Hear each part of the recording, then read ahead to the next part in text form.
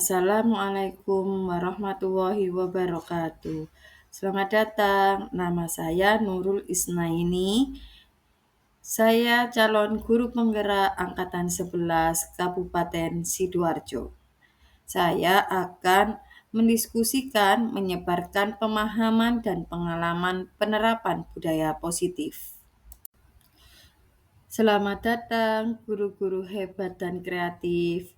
Ayo mari belajar bersama, berkolaborasi, saling mendukung demi mewujudkan budaya positif di sekolah kita. Konsep utama modul ini yaitu budaya positif. Adapun budaya positif meliputi 1. Perubahan paradigma belajar, 2. Disiplin positif, 3. Kebutuhan dasar manusia, 4. Motivasi perilaku manusia, 5. Posisi kontrol restitusi, 6. Keyakinan kelas, dan yang terakhir, segitiga restitusi. Konsep utama modul ini yaitu budaya positif. Adapun budaya positif meliputi 1. Yang pertama, pembelajaran dengan paradigma baru. Apa itu pembelajaran dengan paradigma baru? Pembelajaran dengan paradigma baru membawa pendekatan yang lebih inklusif dan holistik. Pembelajaran ini membantu peserta didik untuk belajar sesuai kebutuhan dan gaya belajar mereka sendiri. Kaidah pengajaran ini juga telah berevolusi.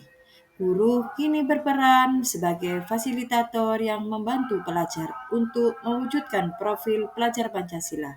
Dengan paradigma baru ini, pendidikan bukan hanya tentang memindahkan pengetahuan, tetapi juga kolaborasi, membentuk individu yang bersedia menghadapi kodrat zaman dengan sikap positif, pemahiran yang relevan, dan pemikiran yang inovatif untuk mencapai keselamatan dan kebahagiaan bersama.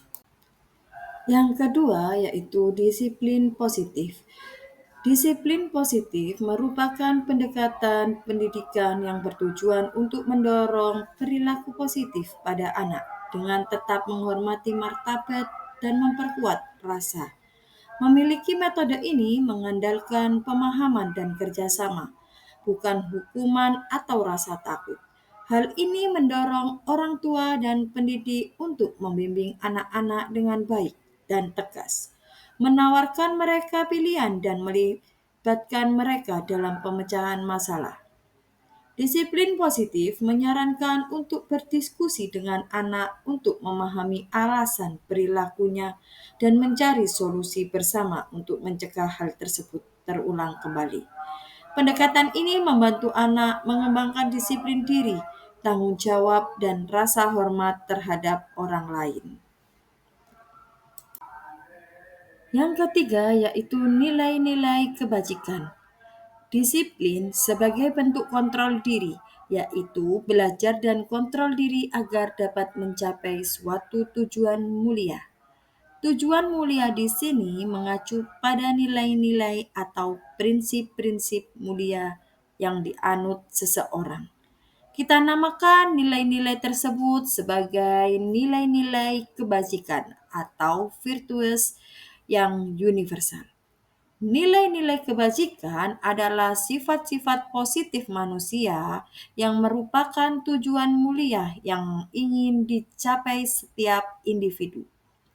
Nilai-nilai kebajikan yang diyakini seseorang, maka motivasi intrinsiknya akan terbangun, sehingga menggerakkan motivasi dari dalam untuk dapat mencapai tujuan mulia yang diinginkan.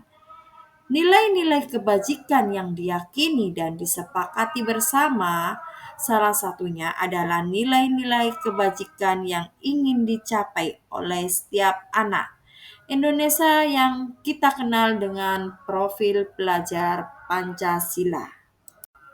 Nah, inilah nilai-nilai kebajikan yang ada pada profil pelajar Pancasila. Ada 6 ya, yaitu 1. Beriman bertakwa kepada Tuhan Yang Maha Esa dan berakhlak mulia. 2. Berkebinekaan global. 3. Gotong royong. 4. Mandiri. 5. Kreatif. Dan yang terakhir, bernalar kritis. Nah, sebagai pendidik, kita mempunyai tujuan, yaitu ingin peserta didik mempunyai sikap sebagai berikut. Satu, ingin mempunyai peserta didik yang mempunyai sikap toleransi. Dua, rasa hormat. Tiga, integritas. Empat, mandiri. Lima, menghargai. Enam, antusias. Tujuh, empati. Delapan, keingintahuan yang tinggi. Sembilan, kreativitas. 10, kerjasama. 11, percaya diri. Dan yang terakhir yaitu tentunya komitmen dalam hidup. Yang keempat yaitu kebutuhan dasar manusia. Adapun kebutuhan dasar manusia memiliki beberapa macam, yaitu bertahan hidup, kasih sayang dan rasa diterima, penguasaan, kebebasan, dan kesenangan. Apa sih kebutuhan bertahan hidup itu? Kebutuhan bertahan hidup atau survival adalah kebutuhan yang bersifat fisiologis untuk bertahan hidup. Misalnya kesehatan, kita juga butuh badan yang sehat. Rumah, kita juga butuh untuk tempat berteduh. Dan makanan, kita butuh makan. Nah, semua itu adalah kebutuhan untuk tetap bertahan hidup. Kebutuhan fisiologis sebagai bagian dari proses reproduksi termasuk kebutuhan untuk tetap bertahan hidup. Komponen psikologis pada kebutuhan ini meliputi kebutuhan akan perasaan aman. Yang kedua yaitu kasih sayang dan rasa diterima atau kebutuhan untuk diterima. Kenapa kok ikut dalam kebutuhan manusia? Nah, kebutuhan untuk disayangi dan diterima meliputi kebutuhan akan hubungan dan koneksi sosial. Kebutuhan untuk memberi dan menerima kasih sayang dan kebutuhan untuk merasa menjadi bagian dari suatu kelompok. Kebutuhan ini juga meliputi keinginan untuk tetap terhubung dengan orang lain, seperti teman, keluarga, pasangan hidup, teman kerja, binatang peliharaan, dan kelompok di mana kita bergabung. Ketiga, penguasaan atau kebutuhan pengakuan atas kemampuan. Nah, di sini pastinya kita juga butuh semua orang itu. Kebutuhan ini berhubungan dengan kekuatan untuk mencapai sesuatu, menjadi kompeten, menjadi terampil, diakui atas prestasi dan keterampilan kita, didengarkan dan memiliki rasa harga diri. Kebutuhan ini meliputi keinginan untuk dianggap berharga, bisa membuat perbedaan, bisa membuat pencapaian kompeten, diakui, dihormati. Ini meliputi self-esteem dan keinginan untuk meninggalkan pengaruh. Kita juga butuh pengakuan reward, kita juga butuh pengakuan apa yang sudah kita lakukan seperti itu. Keempat, yaitu kebebasan, kebutuhan akan pilihan. Kebutuhan untuk bebas adalah kebutuhan akan kemandirian, otonomi, memiliki pilihan dan mampu mengendalikan arah hidup seseorang. Anak-anak dengan kebutuhan kebebasan yang tinggi menginginkan pilihan mereka perlu banyak bergerak, suka mencoba, tidak terlalu terpengaruh oleh orang lain, dan senang mencoba hal baru dan menarik. Seperti contohnya pada kurikulum saat ini yaitu kurikulum merdeka. Seperti yang dicontohkan apa dari kata Pak Ki Hajar Dewantara. Semboyannya hanya kita sebagai pendidik menuntun dan mendorong peserta didik sesuai dengan kodrat alam dan kodrat zamannya. Dan kebutuhan hidup yang terakhir yaitu kesenangan, kebutuhan untuk merasa senang. Kebutuhan akan kesenangan adalah kebutuhan untuk mencari kesenangan bermain dan tertawa. Bayangkan hidup tanpa kenikmatan apapun. Betapa menyedihkannya. Anak-anak dengan kebutuhan dasar kesenangan yang tinggi biasanya ingin menikmati apa yang dilakukan. Mereka juga bisa berkonsentrasi tinggi saat mengerjakan hal-hal yang disenangi. Budaya positif yang kelima yaitu motivasi perilaku manusia. Di sini dibagi menjadi beberapa. Satu, menghindari ketidaknyamanan dan hukuman. Murid melakukan disiplin diri karena ia takut dihukum. Ini merupakan motivasi ekstrinsik yang dari luar. Dua, mendapatkan imbalan atau penghargaan dari orang lain. Murid melakukan disiplin diri karena ia ingin mendapatkan imbalan. Ini merupakan motivasi ekstrinsik juga dari luar, dorongan. Yang ketiga, menghargai nilai-nilai kebajikan diri sendiri. Murid melakukan disiplin diri karena sadar akan nilai kebajikan dirinya. Ini merupakan motivasi intrinsik yang timbul dari rasa diri sendirinya. Dan ini biasanya yang lebih berhasil.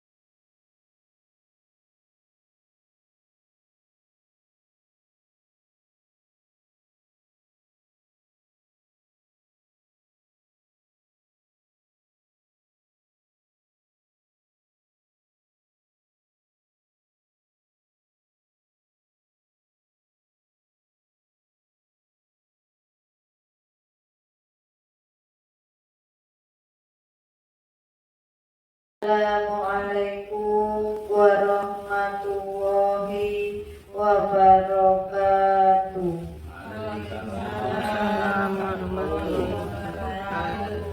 Bismillahirrahmanirrahim.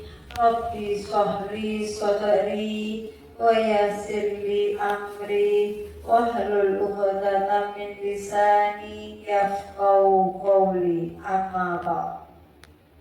Kepada yang terhormat Ibu Kepala Sekolah, kepada yang terhormat Bapak Dewan Ibu Guru, pertama-tama marilah kita mengucapkan puji syukur kehadirat Allah SWT yang mana kita dapat berkumpul dengan keadaan sehat walafiat. Tak lupa sholawat serta salam semoga tetap tercurahkan kepada Nabi kita, yaitu Nabi Muhammad SAW. Bapak-bapak dan ibu-ibu, terima kasih kedatangannya.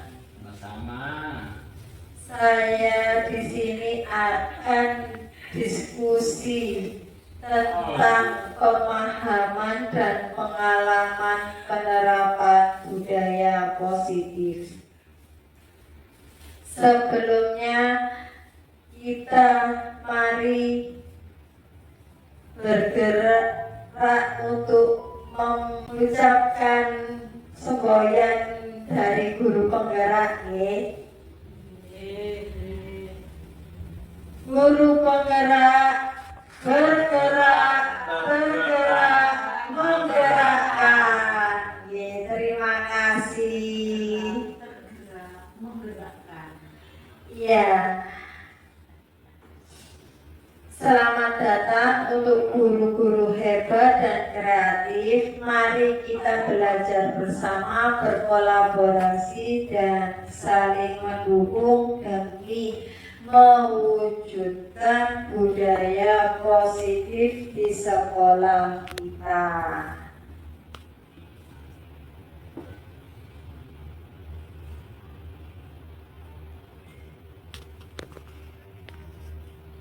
Adapun konsep budaya positif yaitu perubahan paradigma belajar yang pertama.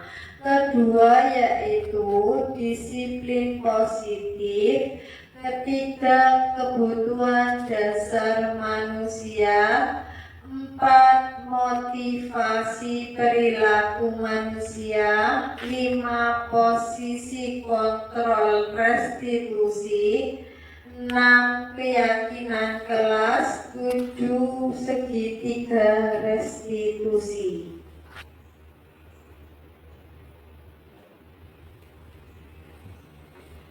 Apa itu paradigma belajar? Pembelajaran dengan paradigma baru yaitu pembelajaran dengan paradigma baru membawa pendekatan yang lebih inklusif dan holistik. Pembelajaran ini membantu peserta didik untuk belajar sesuai kebutuhan dan gaya belajar mereka sendiri. Dalam arti kita itu tidak boleh memaksa anak. Kita harus menuntunnya dan mendorong sesuai minat dan bakat anak tersebut. Kaidah pengajaran ini juga telah berevolusi. Guru kini berperan sebagai fasilitator yang membantu pelajar untuk mewujudkan profil pelajar Pancasila. Dengan paradigma baru ini, pendidik bukan hanya tentang memindahkan pengetahuan, tetapi juga berkolaborasi membentuk individu yang bersedia menghadapi kodrat zaman dengan sikap positif, kemahiran yang relevan, dan pemikiran yang inovatif untuk mencapai keselamatan dan kebahagiaan bersama.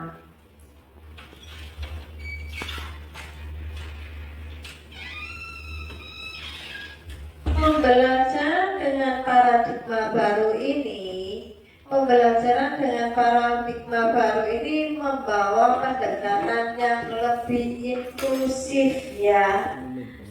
Dengan guru ini berperan sebagai fasilitator yang membantu pelajar untuk mewujudkan profil Pancasila. Adapun disiplin positif merupakan pendekatan pendidikan yang bertujuan untuk mendorong perilaku positif pada anak dengan tetap menghormati martabat dan memperkuat rasa. Memiliki metode ini mengandalkan pemahaman dan kerjasama, bukan hukuman atau rasa takut. Hal ini mendorong orang tua dan pendidik untuk membimbing anak dengan baik dan tegas, menawarkan mereka pilihan dan melibatkan mereka dalam pemecahan masalah. Disiplin positif menyarankan untuk berdiskusi dengan anak untuk memahami alasan perilakunya dan mencari solusi bersama. Untuk mencegah hal tersebut terulang kembali, pendekatan ini membantu anak mengembangkan disiplin diri, tanggung jawab, dan rasa hormat terhadap orang lain.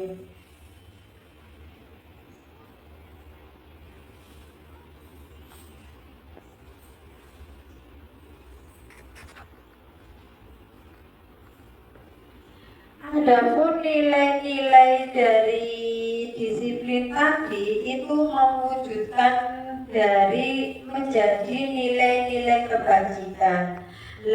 Disiplin sebagai kontrol diri, yaitu belajar untuk mengontrol diri agar dapat mencapai sesuatu tujuan mulia.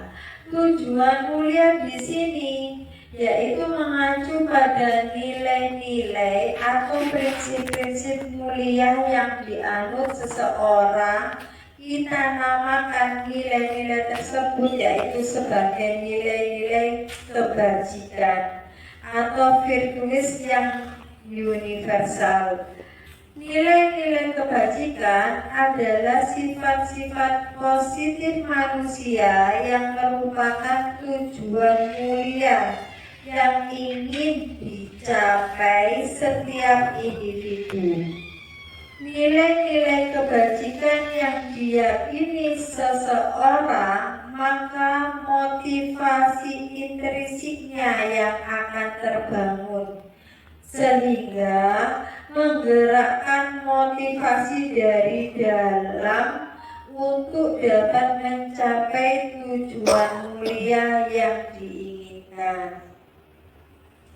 Nilai-nilai kebajikan yang diyakini dan disepakati bersama, salah satunya adalah nilai-nilai kebajikan yang ingin dicapai oleh setiap anak Indonesia yang dikenal dengan profil pelajar Pancasila.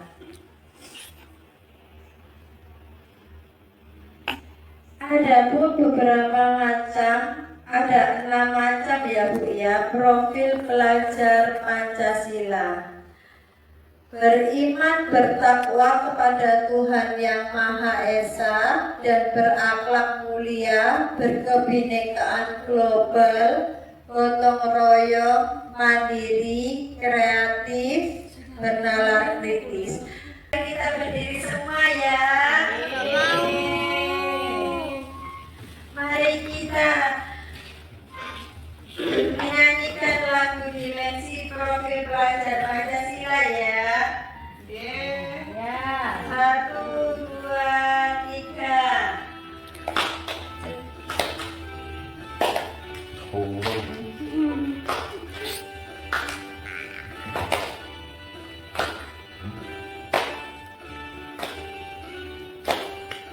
Pelajar Pancasila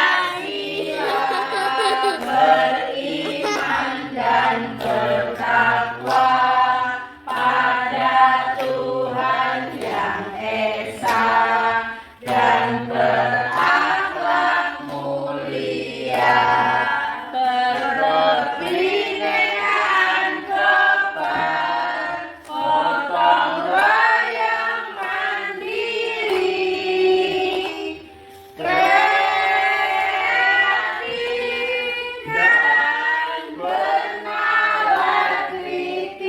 kritis. Sekali lagi. Sekali lagi. Bapak Ibu ya. Pelajar Pancasila beriman dan bertakwa pada Tuhan Yang Esa dan berakhlak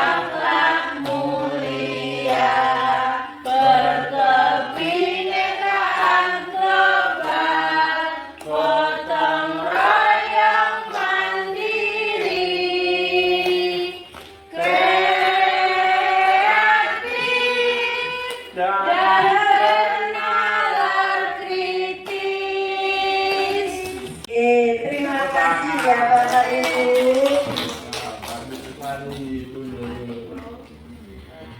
Tujuan kita sebagai pendidik yaitu ingin peserta didik mempunyai sikap sebagai berikut, yaitu toleransi. Hampir sekarang itu anak tidak mengerti toleransi itu apa.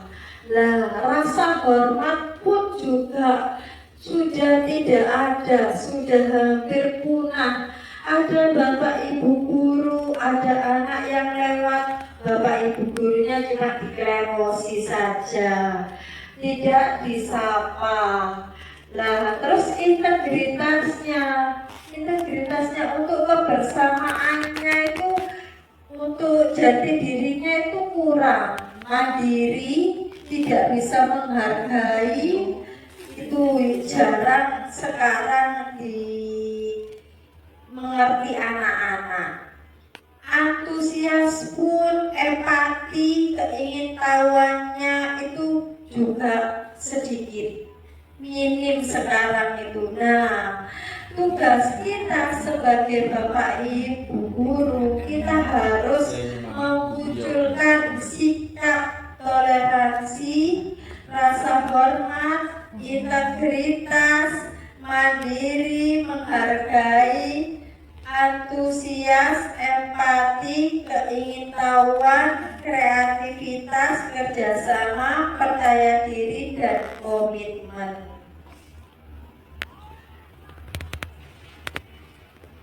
Adapun nilai-nilai kebajikan di sini yang kita wujudkan untuk anak-anak, yaitu kita itu harus bisa kedepannya itu membentuk anak yang peduli, 1, 2, rajin, 3, integritas, 4, rasa hormat, terus 5, keterus-terangan, keberanian, kebahagiaan, tanggung jawab, kebersihan, kesantunan, keadilan, pengabdian, komitmen, kreatif, baik hati, bijaksana, belas kasih, semangat, kesetiaan, bersyukur, percaya diri, kedermawan, berprinsip, toleransi, belas kasih, kejujuran, bersahaja, percaya, bertujuan, dermawan, keteraturan, lurus hati, rendah rasa, harga diri, kedamaian, ketegasan, gotong royong, rendah hati, keteguhan hati, pengertian.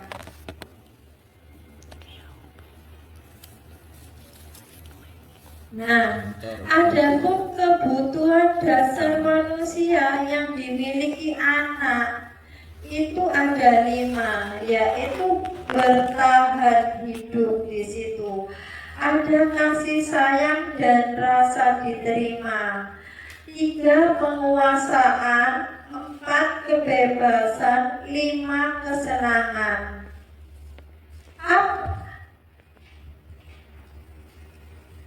Apa maksudnya dari bertahan hidup itu? Di sini Bapak Ibu, bertahan hidup itu kebutuhan bertahan hidup kepada kebutuhan yang bersifat fisiologis untuk bertahan hidup, misalnya kesehatan, rumah, dan makanan. Kebutuhan biologis sebagai bagian dari proses reproduksi, termasuk kebutuhan untuk tetap bertahan hidup. Komponen fisiologis pada kebutuhan ini meliputi kebutuhan akan perasaan aman. Nah, biasanya itu anak itu akan bertahan hidup, misalnya butuh makan, butuh rumah, dan kesehatan. Yang kedua itu kasih sayang dan rasa diterima. Nah, kebutuhan untuk diterima, kebutuhan untuk disayangi dan diterima meliputi kebutuhan akan hubungan dan koneksi sosial, kebutuhan untuk memberi dan menerima kasih sayang, dan kebutuhan untuk merasa menjadi bagian dari suatu kelompok. Kebutuhan ini juga meliputi keinginan untuk tetap terhubung dengan orang lain, seperti teman, keluarga, pasangan hidup, teman kerja, binatang peliharaan, dan kelompok di mana kita bergabung. Kalau kita tidak ada rasa kasih sayang atau rasa diterima, kita tidak bisa untuk berkolaborasi. Nantinya kita akan menjadi menyendiri. Kalau kita ada rasa kasih dan rasa sayang diterima, kita hidup di mana saja itu enak. Gitu. 3, penguasaan, yaitu kebutuhan pengakuan atas kemampuannya. Kebutuhan ini berhubungan dengan kekuatan untuk mencapai sesuatu, menjadi kompeten, menjadi terampil, diakui atas prestasi dan keterampilan kita, didengarkan dan memiliki rasa harga diri. Kebutuhan ini meliputi keinginan untuk dianggap berharga, bisa membuat perbedaan, bisa membuat pencapaian kompeten diakui, dihormati. Ini meliputi self-esteem dan keinginan untuk meninggalkan pengaruh. Contohnya di sini, penguasaan atau kebutuhan pengakuan itu, jika ada anak yang berprestasi, itu paling tidak itu anak itu biasanya membutuhkan pengakuan, membutuhkan untuk reward, dukungan lah, seperti itu. Terus yang keempat, kebebasan kebutuhan akan pilihan. Kebutuhan untuk bebas adalah kebutuhan akan mandiri, otonomi, memiliki pilihan, dan mampu mengendalikan arah hidup seseorang. Anak-anak dengan kebutuhan kebebasan yang tinggi menginginkan pilihan, mereka perlu banyak bergerak, suka mencoba-coba, tidak terlalu terpengaruh oleh orang lain, dan senang mencoba hal baru dan menarik. Di sini biasanya itu kebebasan itu terletak pada di usia 12 sampai 16 tahun, itu mencari jati dirinya. Terus yang kelima yaitu kesenangan, kebutuhan untuk merasa senang. Kebutuhan akan kesenangan adalah kebutuhan untuk mencari kesenangan bermain dan tertawa. Bayangkan hidup tanpa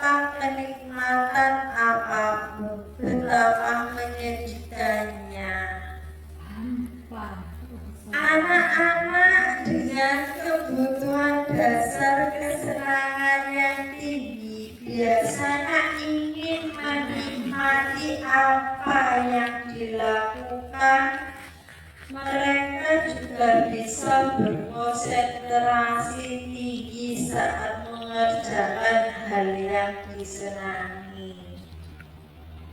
Contohnya biasanya itu kesenangannya jika diajar oleh guru favoritnya. Dia akan merasa senang dan cepat untuk menanggapi dan memahami pelajaran yang diberikan.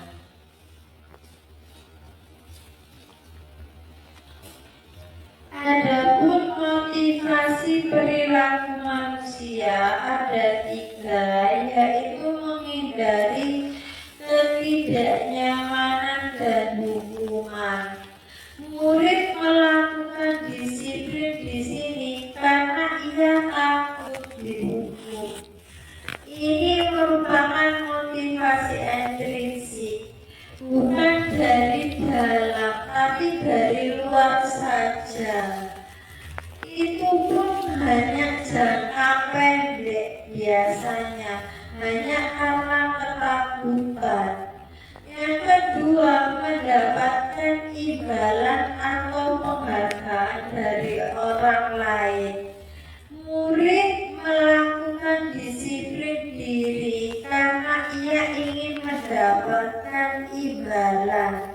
Ini merupakan motivasi ekstrinsik. Motivasi ini bersifat jangka pendek, hanya karena penghargaan. Oh iya, iso tekon, selamat ya, seperti itu. Jika kita menghargai nilai-nilai kebajikan dari diri kita sendiri, dari kesadaran diri kita sendiri, murid akan melakukan disiplin diri karena sadar akan nilai kebajikan dirinya. Ini merupakan motivasi intrinsik dari dalam dirinya sendiri.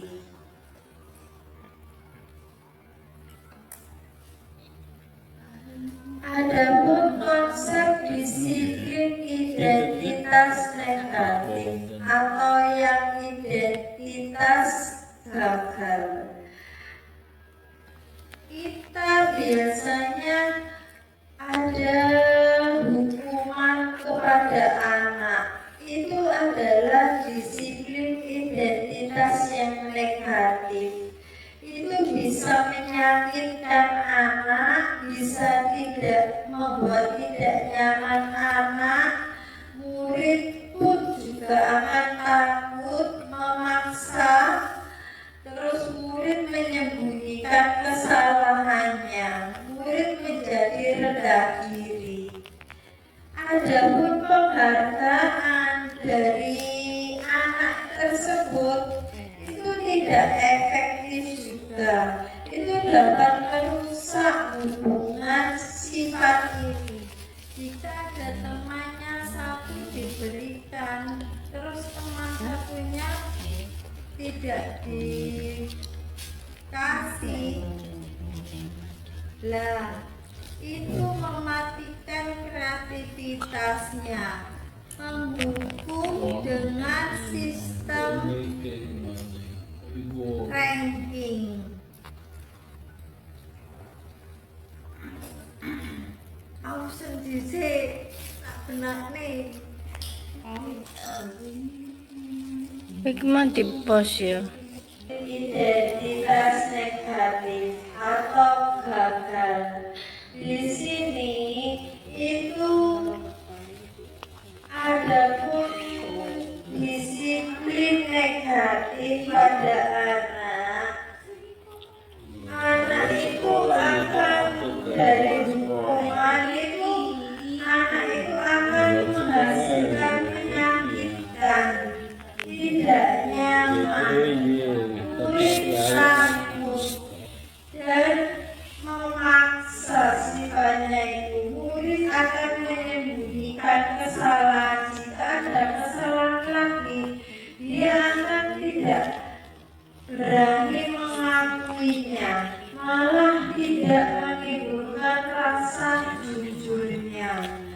Terus murid menjadi rendah diri.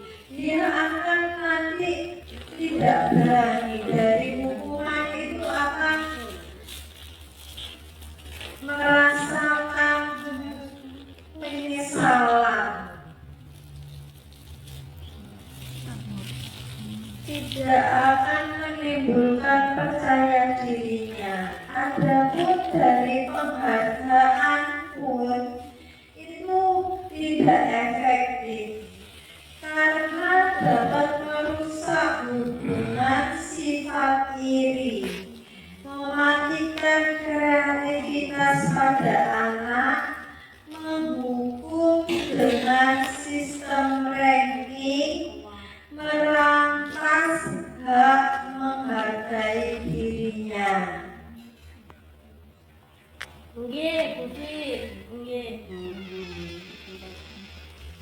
Konsep disiplin identitas positif. Di sini ada pun konsep disiplin identitas positif, yaitu satu konsekuensi berupa penguatan jangka pendek, perlu monitoring berkelanjutan, stimulus, respon, murid menghormati peraturan, kehilangan waktu untuk merenungi kesalahan. Dan yang terakhir itu ada restitusi. Murid bertanggung jawab untuk perilakunya, fokus pada pemecahan masalah jangka panjang. Murid menghormati dirinya dan orang lain. Teori kontrol, murid bersemangat memperbaiki kesalahannya. Hukuman, konsekuensi, dan restitusi. Dalam menjalankan peraturan atau keyakinan kelas atau sekolah, bila mana ada suatu pelanggaran, tentunya sesuatu harus terjadi. Untuk itu kita perlu meninjau ulang tindakan penegakan peraturan atau keyakinan kelas dan atau sekolah kita selama ini. Tindakan terhadap suatu pelanggaran pada umumnya berbentuk hukuman atau konsekuensi. Dalam program disiplin positif yang kita dikenal dengan restitusi. Restitusi adalah proses menciptakan kondisi bagi murid untuk memperbaiki kesalahan mereka, sehingga mereka bisa kembali pada kelompok mereka dengan karakter yang lebih kuat. Restitusi juga merupakan proses kolaboratif yang mengajarkan murid untuk mencari solusi untuk masalah mereka dan membantu murid berpikir tentang orang seperti apa yang mereka inginkan ke depannya dan bagaimana mereka harus memperlakukan orang lain. Pengertian restitusi adalah proses menciptakan kondisi bagi murid untuk memperbaiki kesalahan mereka, sehingga mereka bisa menjadi murid yang mandiri dan bertanggung jawab. Restitusi bukan untuk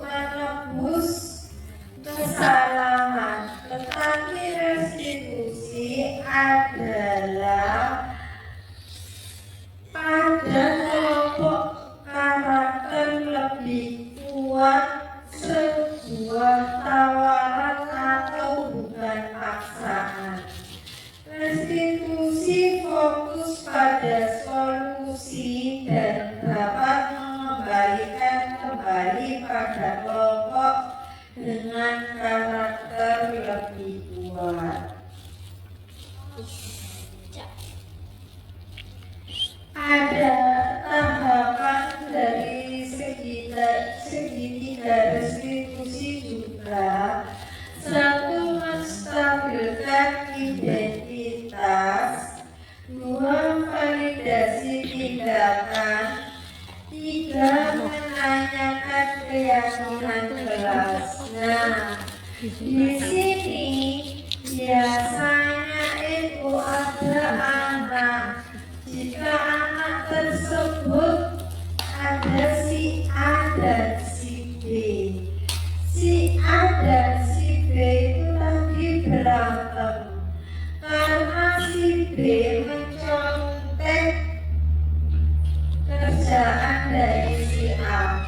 Lah, si A tiba-tiba memukulnya. Lah, seharusnya anak tersebut dipanggil dan ditanyai, apa masalahnya? Lah, itu kita harus pertama menstabilkan identitas. Anak tersebut dipanggil, kenapa kamu tahu nak kamu saya panggil? Di situ diberitahu. Nah, terus kedua, validasi tindakan. Nah, tindakannya tadi menunjukkan di situ kamu punya alasan mengapa kamu melakukan kejadian tersebut. Lah, nanti adakah cara yang lebih efektif untuk mendapatkan apa yang dibutuhkan? Dalam arti anak akan merasa bersalah nanti di situnya. Dengan dirinya sendiri itu akan memunculkan, oh iya saya salah Bu, saya seperti ini, seharusnya saya seperti ini. Nah, anak akan sadar dari dirinya sendiri. Terus dan yang ketiga, menanyakan keyakinan kelas. Dalam arti di sini keyakinan kelas itu untuk memberikan solusi dari masalah tersebut. Seharusnya anak tersebut tidak boleh bagaimana dan harus bagaimana, seperti itu. Oh, enak.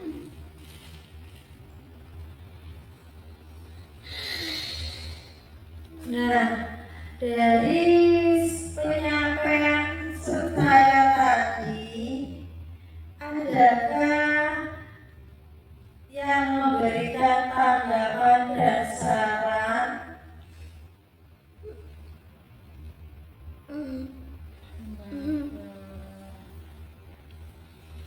Cukup Bu, sudah bagus. Lanjutkan. Sudah bisa diterima.